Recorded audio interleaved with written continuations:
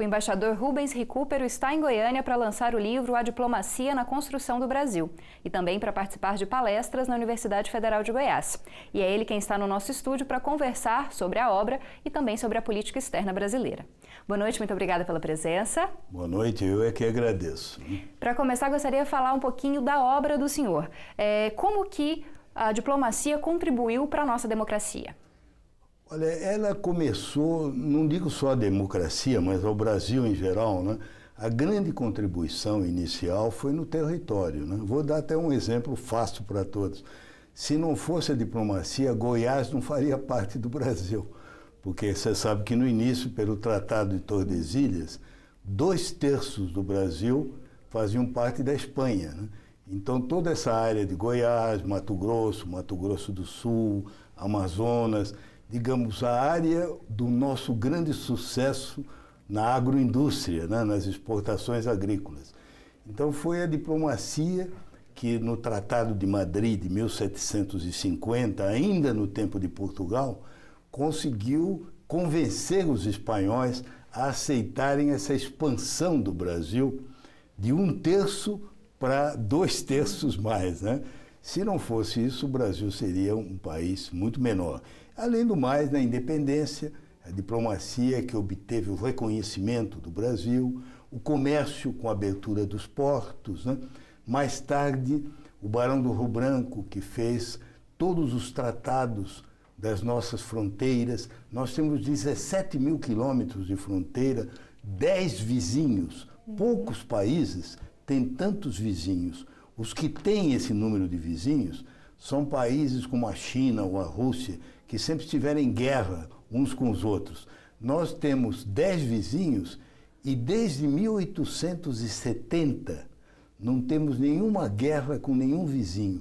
Quer dizer, agora em 2020 vamos completar 150 anos de paz.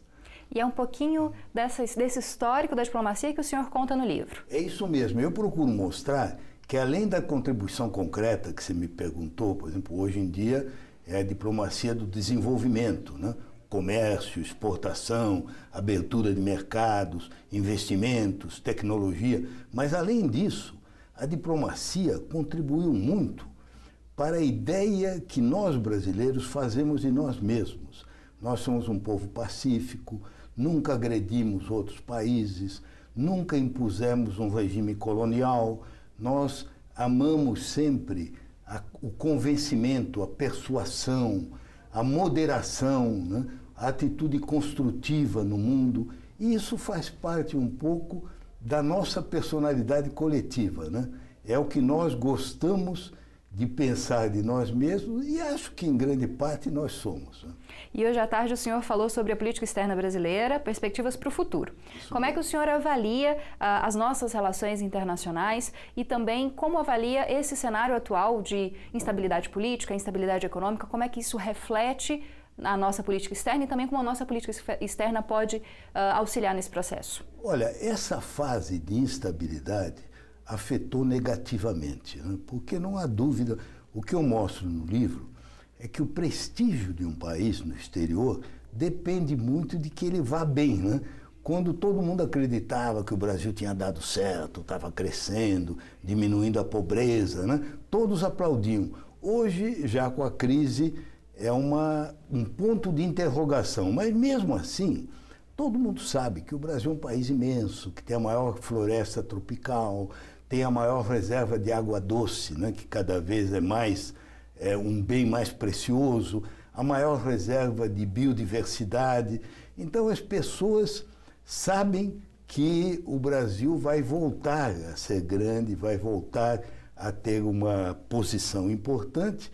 E na política externa do futuro, o que nós precisamos é justamente ter um bom projeto de país, aquilo que nós queremos ser. O que é que nós queremos ser? Um país desenvolvido, rico, próspero, sem injustiça, reduzindo a desigualdade, combatendo os preconceitos.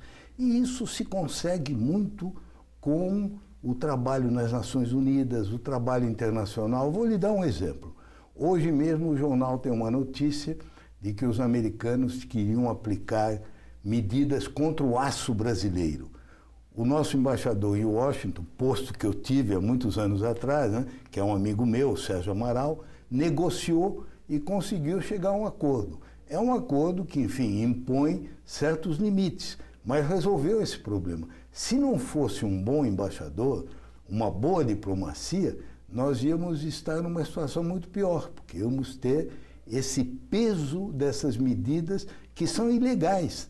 Mas, com um presidente como esse que os americanos têm, você tem que negociar.